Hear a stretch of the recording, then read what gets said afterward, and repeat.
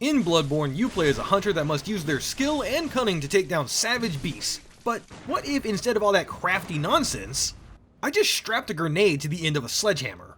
This is Bloodborne with only the boom hammer. Starting class matters as only 2 of them can use the boom hammer right out of the gate, and those are Violent Past and Military Veteran. Since the hammer scales primarily with strength, I went with Angry Memories for the extra boost as small as it is. That being said, the boom hammer is not a starting weapon, but thanks to some totally legit methods, one can just materialize in my inventory. The moveset on this thing is alright.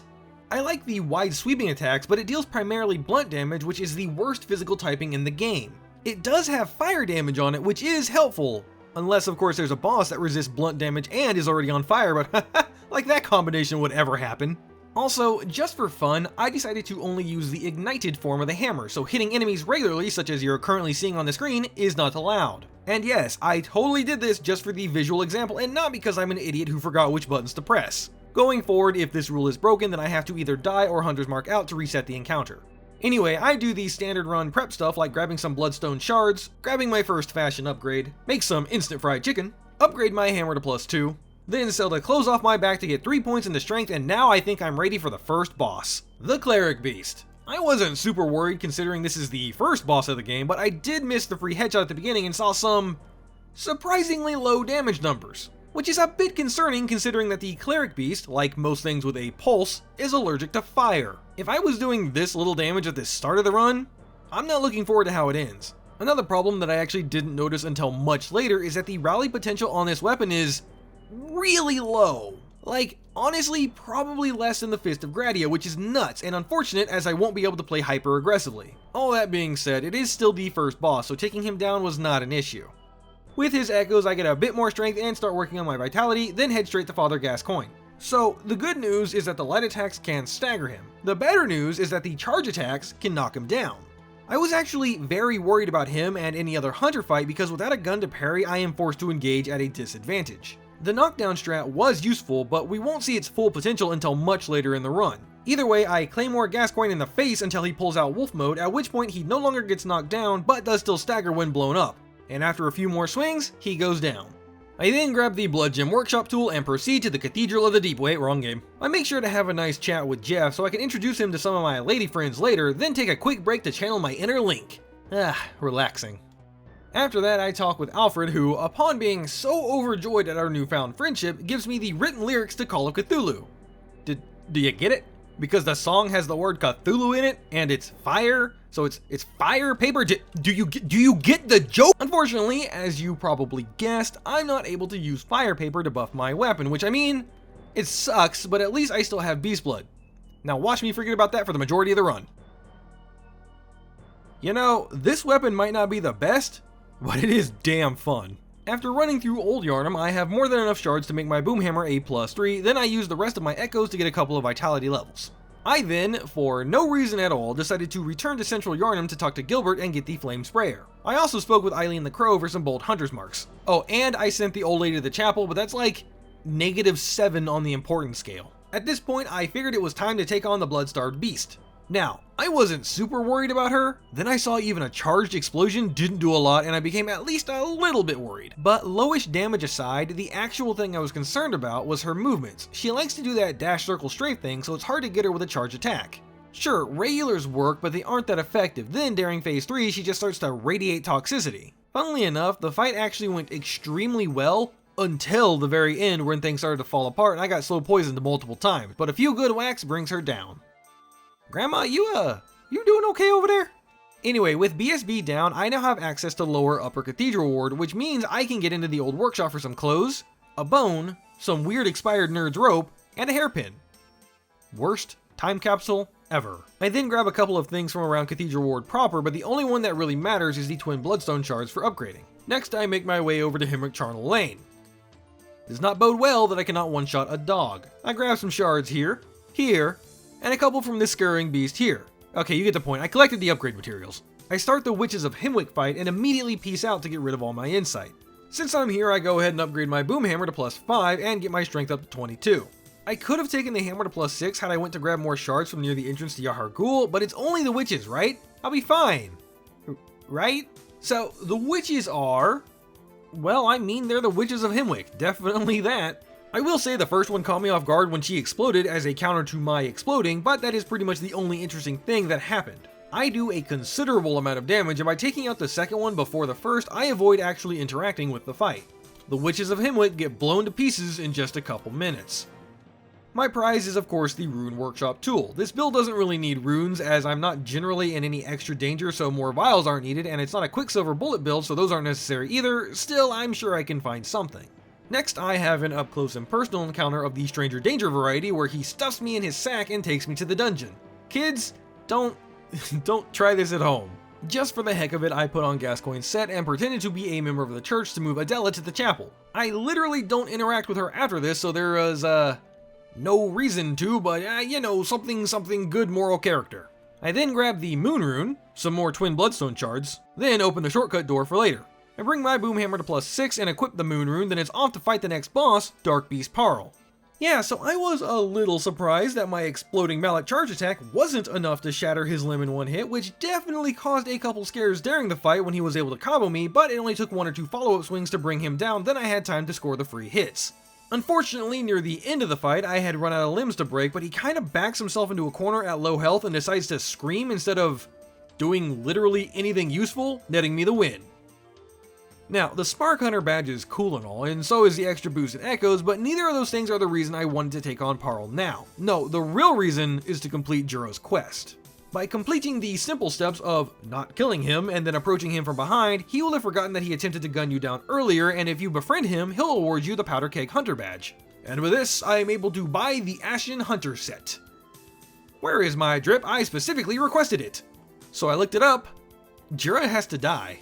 Since he is my friend, I can get a free shot on him, and I had hoped it would be enough to blow him off the ledge, ending the fight quickly. It was not. Fortunately, a few seconds later, Juro pulls up me and kinda just nopes out of the fight. I now have the second hottest outfit in the game right behind my merch. Don't forget to check the description below. Well, I guess it's time to move on and take down Vicar Amelia. Cool, I forgot to open the gate. Actually, that was nice because it reminded me that I have to go talk to Ariana for her, services later. Oh, not like that, I need her blood! No, wait, that also sounds... So, Vicar Amelia, another thing I forgot, Numbing Miss. Let's just hope I can be aggressive enough that she doesn't want to heal, and I mean, to be fair, having a grenade slammed into your kneecap repeatedly would probably count as aggressive, so... The fight overall is not great. I do very little damage despite the aforementioned grenade kneecapping, and not being able to rally basically at all means anytime I get hit, I need to back off and heal. Fortunately though, she's not a terribly hard boss, and I got lucky that she never tried to heal, so after only a couple of minutes, she goes down. Instead of using the echoes to level up, I have to buy more blood vials because this is the edgy little brother of Dark Souls who thinks they have to be different. Demon Souls who? I touch the skull of Economic Ruin, then make my way to the Forbidden Forest. My first goal is to ignore the boss of the area and instead return to the beginning of the game, so I run through the Rot Swamp, climb the Kojima ladder, and bust down Yosefka's back door. Here I grabbed the Cainhurst summons and stupidly didn't grab the Better Communion rune. Why, you ask? Heh, good question, moving on.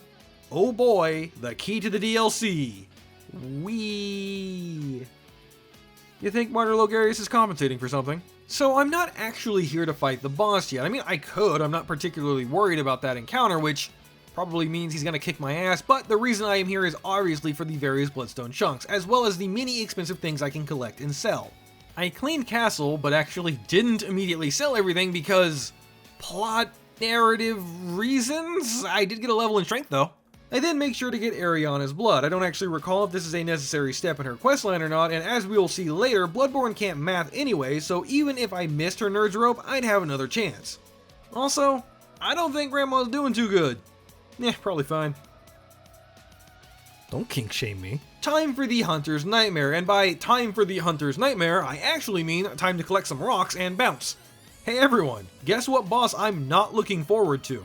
Anyway, I grabbed some chunks from this scurrying beast, some from this other scurrying beast, then a couple more from inside the dark and scary blood cave. In the end, I made my boom hammer a +8, and now it was time to start selling stuff. Just a question, does anyone else feel weird selling the hunter tools, or is it just me? I mean, they won't be used on this run, but something about it feels off, same with the various runes. To be fair, I don't sell those because they are worth practically nothing, but it just feels wrong, like I'm losing a key item. Either way, I end up with a staggering 130,000 blood echoes, which is enough for me to get 13 levels, which went mostly into strength and a bit into vitality. On my way to the shadows, I tempted fate by seeing if my explosion would ignite the oil pool. I'm kinda sad, I really wanted this to just like nuke my PS5. I do quickly grab the clockwise metamorphosis rune, and the smart play would be to go equip it now. So anyway, the shadows of Yharnam. I'm sad that I didn't actually hit all of them. So the damage I do to them isn't terrible, or at the very least their already low amount of health just makes it appear that I'm doing a good amount of damage. The katana one is easiest to deal with because he will straight up just walk into my charge attacks, so I just make him do that, repeatedly. Unfortunately, I'm not in a position to burst him down as he transforms, meaning he will now stretch Armstrong attack me from across the map. Playing carefully, I can take him out, then I focus the Pyromancer down. With only the candle one remaining, I tried to do the one-hit loop strat and it sorta worked. The problem is that I need to rebuff my hammer after every attack, which is just enough time for him to retaliate. Now, I could just hit him with the transform attack to rebuff immediately, but that would ultimately lead to me running out of stamina, which would also result in him breaking out of the loop. In the end, it doesn't matter, because when there is only one shadow, it's pretty easy. Unless, of course, he summons snakes. In Bergenworth, I was trying to remember where the speedrunners jumped the fence, but then I caught a fireball to the face, which caused me to remember I had let a conga line of Jeff Goldblum's over here, so I quickly opened the gate and made for the addict. I was gonna fight Yuri, but then I saw her start casting a Call Beyond, and yeah, no, I'm out. ROM shouldn't be an issue. Even with lower damage, the boss really only has one attack that might be dangerous, and that's the flail one. Everything else, I'm already so far away from her that I'm not in any real danger as long as I'm paying attention. The spiders could pose a problem, but with careful positioning, and by that I mean running in big circles until one attacks, they could be dealt with as well. Unsurprisingly and uneventfully, ROM falls after just a couple of minutes. That moon is looking a little close. Should we be worried? I mean, this has got to have some kind of negative effect on our oceans, right? Yahar'gul proper is now open, which means it's time to collect the last remaining bloodstone chunks to make my weapon a +9. First though, I explode all over this Bell Witch and grab the upper cathedral key. I also finally remembered to put on the clockwise metamorphosis rune, and I went ahead and threw in my communion rune too. Probably didn't need it, but don't have anything else really. Oh, I didn't realize that's what the Bell Witches look like. Kinda thought they had a Dark Souls 3 Firekeeper thing going on. Well, I'm in too deep now. Speaking of too deep, the One Reborn is probably not an issue. Wow, I do fuck all for damage. And as a kicker, I couldn't easily break his limbs. Fortunately, it's not too difficult to just run massive circles around the boss and take pot shots, but that strat is very slow. At one point, I basically laser visioned wanting to break his limb and failed to realize that he was puking all over the arena. Honestly, the best possible outcome happened in that I got away alive and did not break the limb because it would have sucked to have the boss in a free damage state while I couldn't get anywhere near him. Just to drive home how little damage I do, by the time I broke his 4th limb, this is how much health he still had. Not great, but I guess I could also break his front flat area for some more damage, so it's probably fine, but outside the Fist of Gradier run, I don't think I've ever had an issue killing him before that. Either way, with one more hammer slam, he goes down. So this is what happened to JK after his Mikolash run. Fun fact, I didn't make my weapon a +9 before that encounter, not for any reason, I just ran straight to the boss. I don't think it would have helped much even if I had though. At this point, I put a couple levels into endurance, and that's because at full stamina, I can charge a heavy and have just enough left over to do a second action, but it would be nice to be able to do more than 2 things in a row. I talked to Spatches and get a better anti-clockwise metamorphosis rune, which is directly related to what I just said about stamina, then proceed to the Nightmare Frontier. I'm going to be honest, I don't like this level. Everything about it feels kinda samey, and it's hard to navigate unless you've done it before. Maybe that's by design, which I could respect, but that doesn't mean it's good or that I have to like it. Regardless, I proceed to Amy, where I attempt to get some free damage, but the game tells me I can take my grenade hammer and shove it. Ironically, she opened with the dumbest attack, letting me get a free follow-up hit, so it's fine. The fight wasn't hard. I did the strat of bait her to jump repeatedly and then cave her almond head in. Pretty easy, wood smash again. More levels in endurance and strength. I smash a gold pendant, which gives me increased damage to beasts. Then after selling some more stuff, I get up to 45 strength. I then carry on to the Nightmare of Mensis, where nothing happens. I definitely didn't fall off the side of an elevator and kiss of death the ground. Okay, maybe that did happen, but what really didn't happen was that I absolutely did not get curious to grab an item, then accidentally get pounded from behind to death. Yeah, no, that didn't happen either. Finally, I think it's time to fight Mikolash. So phase 1 is pretty easy, just wait for him to cast R18 hand and retaliate. There's more than enough time to explode all over him. That being said, partway through I low-inted myself and forgot to buff, so I had to Hunter's Mark out. Second try, I got him to phase 2 where he said, "Oh, you like explosions? Well, check this out." I am now the first challenge runner in history to have to redo this fight more than once. But as the saying goes, third time's a charm and he goes down. Strength to 47, then I make a return trip to Yharnam for that promised candy. I honestly did not know you could kill her but not the old one newborn. That's wouldn't it be wild if this was like a secret ending, like you kill her but not the great one, then in the final fight it shows up and does plot things and no one noticed? That's not the case, probably, and I'll never know because I have my Nerd's Rope instead. I also quickly returned to Central Yharnam to, "Oh, hi Gilbert, how you doing today?" I see. I diagnose you with the internet. So, the real reason I came back here was to, 1, pick up the communion rune I should have grabbed ages ago, then show Yosefka here how I'm gonna... You know what? No. I'm not making a joke here, it's too easy. Now, to head back to the Nightmare of Mensis and start making my way to the Blood Rock. Here is a little secret for you all. No matter what I do, no matter the run, I will always die on my way to get the Blood Rock. At least once. Rather it be falling out of the elevator or the Winter Lanterns, just something always happens. It's my curse. Let's find out what happens this time, shall we? The first one is after grabbing the free gem, I got an unfortunate roll catch, so I took both Frenzy and the grab attack damage. Honestly, that one isn't surprising, but the next one... This is why I hate Frenzy. It builds up even after you're no longer in range of whatever was causing it, and I got clipped by the bulk up bitch at the same time Frenzy went off, causing me to die. Third time, I managed to successfully navigate my way to the big brain and cast it into the darkness below. This, of course, lets me collect the various goodies unhindered, most important of which is the Blood Rock. Back in the Hunter's Dream, I max out the hammer, then move some gems around. For no reason, I decided to have a little chat with Grandma. No, really, there was no purpose in this, I just haven't saved her since my initial playthrough like a decade ago and wanted to see if she would say anything. I make my way to Upper Cathedral Ward, stopping to grab the Radiant Sword Hunter badge, which, similar to Grandma, did absolutely nothing for me in this run. Alright, first little test to see how bad this next boss is gonna be. Okay, that was far more damage than I thought it would be, maybe it won't be that bad. Your life ends 30 minutes from now. You know, getting grabbed at all sucks, but I do love that the other one took me before he could. I make sure to pick up the make contact gesture for later, then head into the Celestial Emissary boss fight. As you might imagine, big explosion worked great. But of course, big hands also do big damage. At this point I thought, why not at least try Beast Blood pellets? Okay, basically an instantly full meter, that's cool. It only took me 6 attacks on this boss to bring it down. I don't know if that's it having so little health or me doing beefy damage, but I'll take it. Next up I head straight for Ebrietis, which was not my original plan. See, I wanted to go back and sell things, level up a bit, then fight her. But my greed caused me to grab a Call Beyond, which... There's not a way back to the lantern once you fall through the window, and I was at a bold Hunter's Mark, so... boss fight it is! The transform attack actually isn't terrible at building Beast Blood, even when it's only one target. And once I bait a head slam, I can see the charge explosion does a good amount of damage, over 1,000 per hit. And when I break her head, it's over 2,000, that's actually kinda nuts. At one point, I almost ruined the attempt by not realizing my hammer was extinguished, but thankfully you can turn the charge attack, so I just aimed it away from her. Speaking of charge attacks, let me tell you, one of the most satisfying ways to punish her is slamming my hammer down on her noggin after she does the flying charge attack. I bring strength up to 50, then sell a bunch of stuff to buy some blood vials. I also made a quick trip back to get the Cosmic Eye Watcher badge, which will allow me to buy Beast Blood pellets for insight.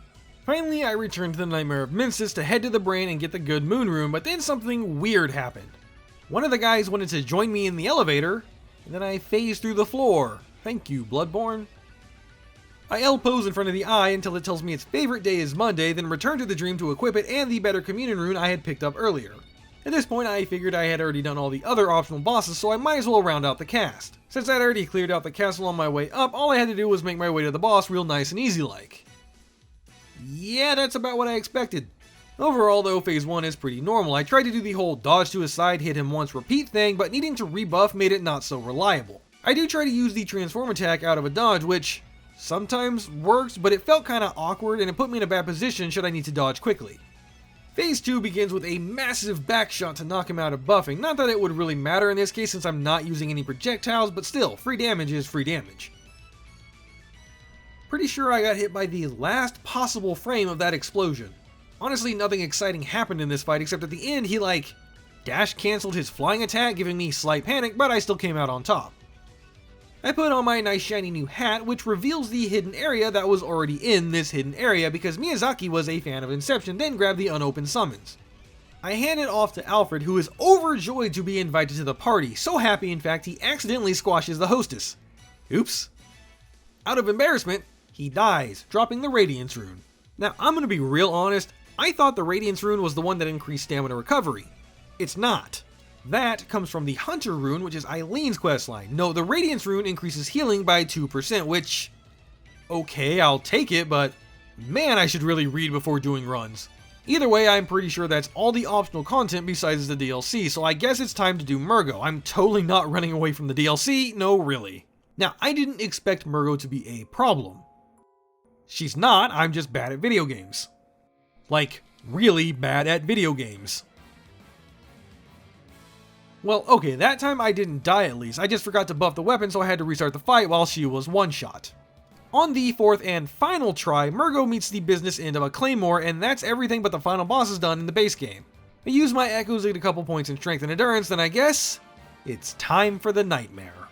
Ludwig is up first. Now, a smart man would have equipped the Beast Hunting Blood Gem. Yeah, so anyway, a charged attack dealt over 1000 damage again, which, is good, but as you can see, his health bar kind of hardly moved.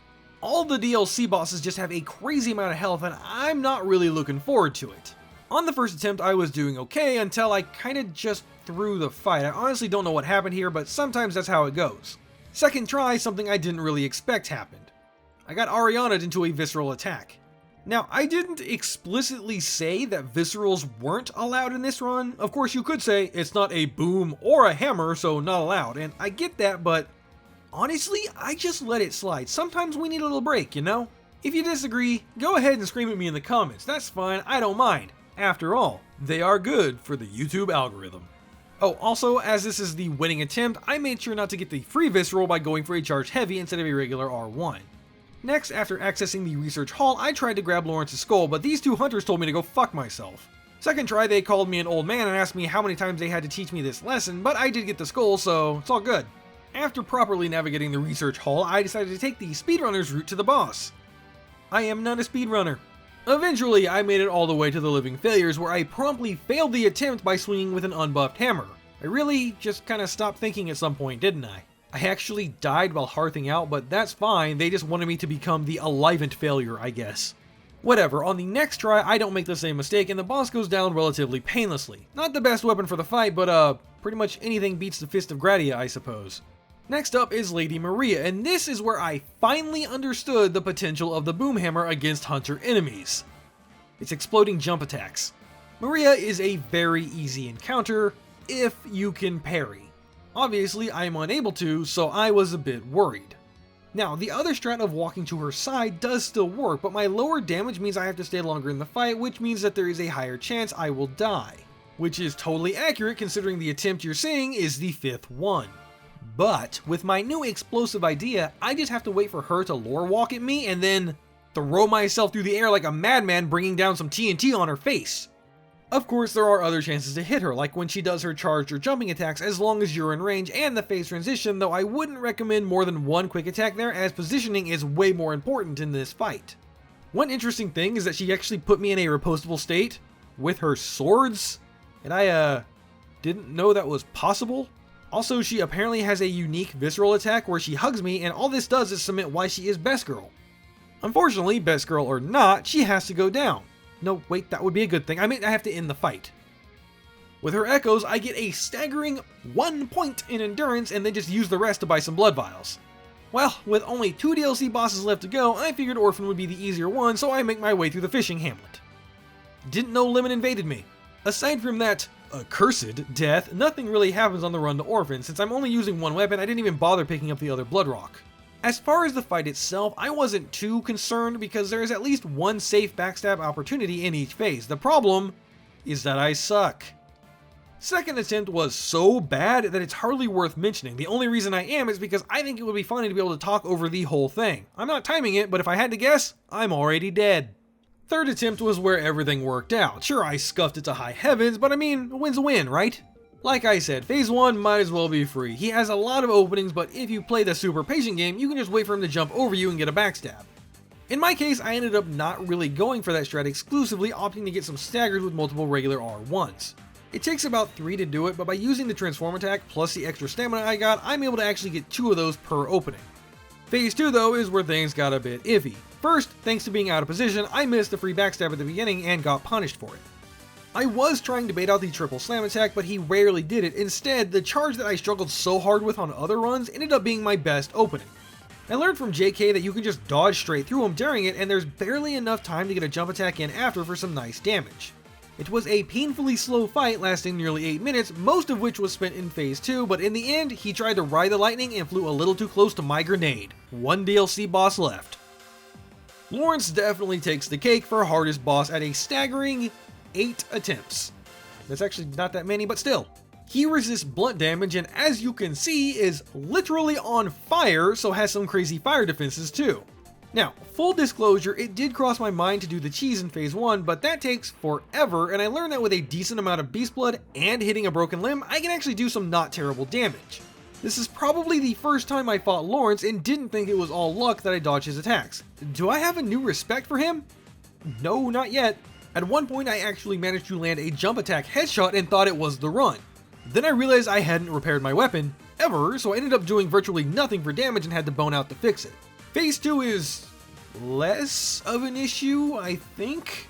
I mean, his hurt box gets shifted pretty weirdly during some of his attacks, and his overhead slam can ruin your day pretty easily, but if he decides to diarrhea lava everywhere, it's just free explosive damage. And after just a few short minutes, the nightmare is brought to an end. Anyone else find it funny that it's 1/3 of an umbilical cord, but there's 4 of them? I mean, I know it's meant to be a slight hint that you only need to consume 3 and the 4th is there in case you miss one, but still, for a game where the whole thing is insight, that's dumb. I'd love to tell you Gehrman went off without a hitch, but right at the end of the fight, he pulled out the old Windscythe Tornado Destruction bullshit attack, and I forgot my training of back roll, then proceeded to run straight into it. Awesome! Outside of his buff phase, he is also highly susceptible to the lore walk cool guys get hit by explosions strat, and he even staggers in one quick attack, outside of hyper armor at least. For phase 2, I didn't have much of a plan. The best I came up with was bait this attack, then do a flying leap and hope he doesn't react before I can get away. After that though, it's kinda just the normal loop of dodge to the boss's side and swing once, and before long, the first hunter is the last hunted. Well, okay, the second last hunt. I gotta take down Monday God first. I had thought to just plow through this boss in one try, but I accidentally hit her with an unbuffed attack, so I guess that's out the window. Okay, apparently not only is one try out the window, it's in a ditch at the end of the street. The only issue in this fight, aside from my own ineptitude apparently, is the 1 HP drain attack, because the rally potential on this weapon is so low, it means I can't use the time to get free damage and heal. I actually have to just take like one shot, then back up and heal manually. Other than that though, no problem, and the fight is over before I know it, ending the run. Thank you everyone for watching, and an extra special thanks to my patrons. Stay beautiful, y'all. If you enjoyed this video and want to see more right now, why not consider subscribing to my Patreon, because for as little as $3 a month, not only can you help support me and the channel directly, but you can see the newest videos 2 weeks before YouTube does. But until next time, my friends, remember, fear the old blood.